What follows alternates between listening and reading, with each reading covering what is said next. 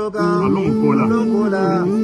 iskolone minake alon kola silon diaka wa mutandi arjanna kunoda siratal lajina anamta alihim wala silo wolelema ini mata melma kandola anabi murdu ani mobedoldo ini mate manyamenna wa inna arjanna kunoda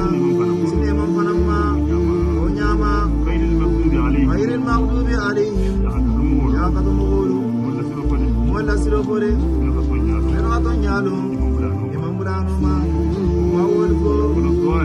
walina anibadelu berfifida imantonyalo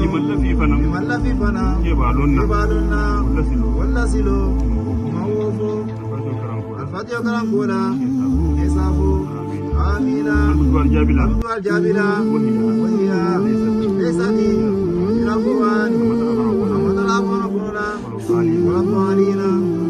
arata jele amina amadala kono kono barakodo istayib da kondiroke kadwaluda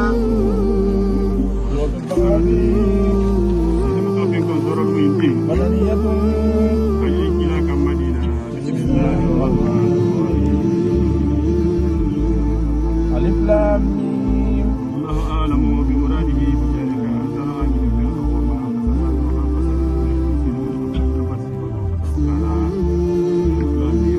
alif lam mim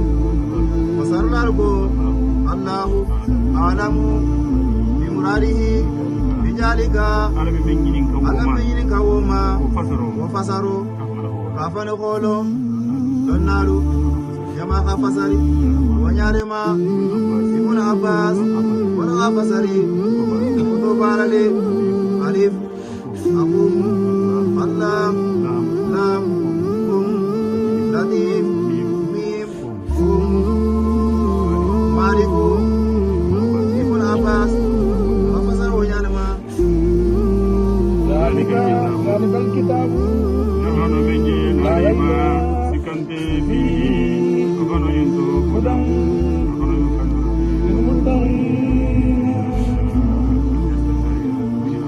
akonya kwano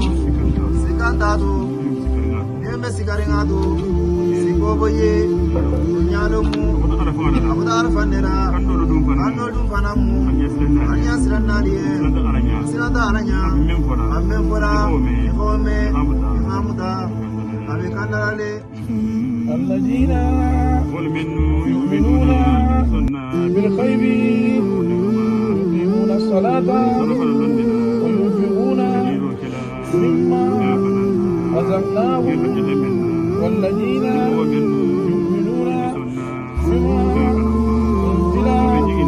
إليك وما أنزل